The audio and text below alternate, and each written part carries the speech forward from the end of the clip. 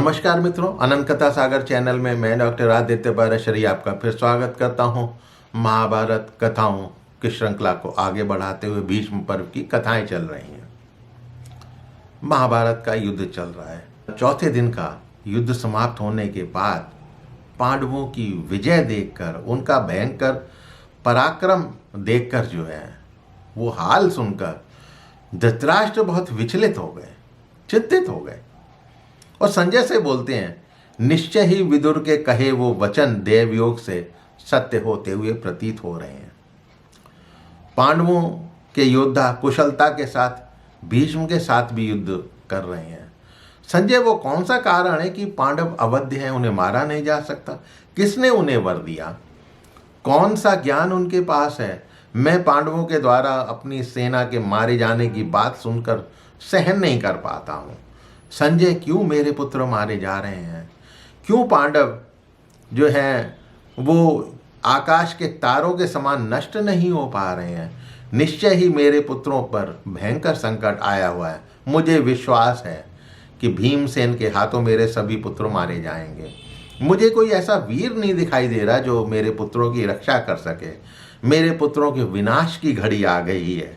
संजय, मुझे कौरवों के युद्ध से विमुख होने का कारण बताओ। अब संजय बोलते हैं, महाराज, ना तो ये मंत्र का प्रभाव है, ना ही ये कोई माया है। अब सावधानी से आप सुनिए, फिर सोचिए कि पराजय का कारण क्या है। पांडव युद्ध में किसी विभीषिका या विभत्स का प्रदर्शन नहीं करते, वो न्यायपूर्वक युद्ध करते हैं।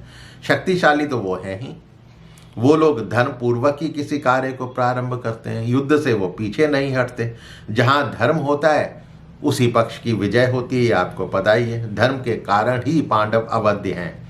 लेकिन आपके पुत्र हैं दुरात्मा, सदा पाप कर्म करते हैं, निर्दयी हैं, निकृष्ट कर्म में लगे रहते हैं, इसीलिए वो पराजित हो रहे हैं। जैसा कर्म है वैसा ही फल मिलेगा। आपके पुत्रों ने नीच मनुष्यों की भांति पांडवों के साथ बहुत ही क्रूरतापूर्वक बर्ताव तथा छल कपट ही किए हैं, परंतु पांडव हमेशा उनको क्षमा करते आए। उसी पाप कर्मों का फल आज मिल रहा है। महाराज, आप भी अपना हित चाहने वालों की बात सुनते नहीं हैं, तो स्वयं ही आप पुत्रों सहित फल भोगिए। अब इसमें कोई क्या कर सकता है? विदुर, भीष्म, द्रोण और मैंने भी कई बार आपको समझाने का प्रयत्न किया, लेकिन आपको तो समझ में आता ही नहीं है। दुर्योधन ने भी भीष्म से यही बात पूछी थी जो आप पूछ रहे हैं। तब भीष्म ने भी दुर्योधन से कहा कि सुनो, मैंने पहले भी तुम्हें ये कई बार बताया है, समझाया है, लेकिन तुमने माना ही नहीं। तुम जो पांडवों का अपमान करते आए हो उसी का फल तुम्हें प्राप्त हो रहा है। कहा था कि पांडवों के साथ मिलजुल कर युद्ध रहो। लोक में ऐसा कोई प्राणी ना हुआ है, ना होगा जो सारंग धनुष धारण करने वाले श्री कृष्ण द्वारा सुरक्षित पांडवों पर विजय प्राप्त कर सके। जो मुनियों ने मुझे बताया वो सुनो। एक बार सभी देवता ब्रह्मा जी के पास गंधमादन पर्वत पर बैठे थे। तब उन्होंने आकाश में एक तेज से प्रज्वलित विमान को देखा तो हाथ जोड़कर प्रणाम किया। सभी देवताओं ने भी खड़े होकर प्रणाम किया। सभी ने उस परम पुरुष का पूजन किया और स्तुति करते हुए कहा कि आपने ही मेरी सृष्टि की है, इसलिए मैं याचना करता हूँ कि आप अपने आप को स्वयं ही वासुदेव, संकर्षण, प्रद्युम्न और अनिरुद्ध चारों रूपों में विभक्त कर मानव शरीर ग्रहण करें। तब भगवान परम पुरुष ब्रह्मा से बोले, तुम्हारी जैसी इच्छा वैसा ही होगा। ये कहकर वो अंतर्ध्यान हो गए।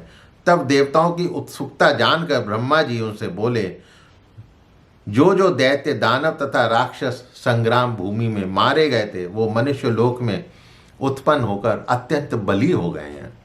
उन्हीं का वध करने के लिए भगवान नारायण नर के साथ मनुष्य योनि में अवतरित होकर भूतल पर विचरेंगे। युद्ध भूमि में समस्त देवता भी उन्हें परास्त नहीं कर सकते, मनुष्य उनको जान नहीं पाएंगे। ये कहकर देवता विदा होकर चले गए। ये बातें मैंने परशुराम, मार्कंडेय तथा व्यास और नारद मुनि से भी सुनी है। ये बात जानकर ही मैं भगवान श्री कृष्ण को अविनाशी प्रभु और सर्वशक्तिमान नारायण के रूप में जानता हूँ। तुम्हें मैंने मना किया था कि तुम वासुदेव के साथ विरोध ना करो, लेकिन तुम मानते ही नहीं हो। तुम सुनते कहाँ हो किसी की?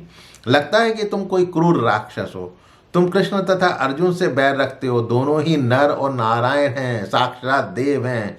यही योद्धा है, यही विजय है, सबके कारण भूत परमेश्वर भी यही हैं।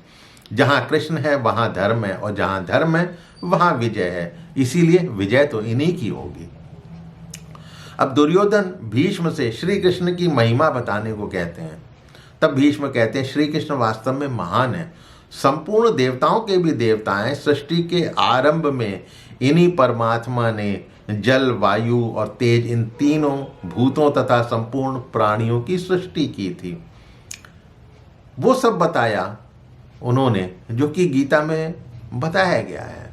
पूरा ज्ञान भीष्म ने उनको संक्षेप में दिया। आगे कहा कि इन्हीं गोविंद को तुम अपना आचार्य, पिता और गुरु समझो।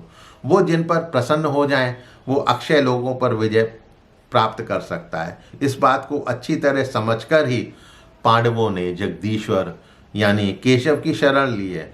उसके बाद भीष्म ने दुर्योधन को ब्रह्मभूत स्तोत्र भी सुनाया। भीष्म फिर दुर्योधन से बोले, तुमने महात्मा केशव तथा नर स्वरूप अर्जुन की महिमा सुन ली।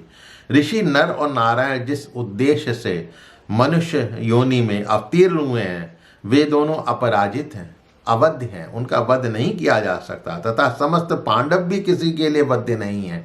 इसीलिए मैं कहता हूं कि तुम्हारी पांडवों के साथ संधि हो जाए, उनके साथ मिलजुल कर पृथ्वी का राज्य भोगो। भगवान नर नारायण यानी अर्जुन और श्री कृष्ण, उनकी अवहेलना कर तुम नष्ट हो जाओगे।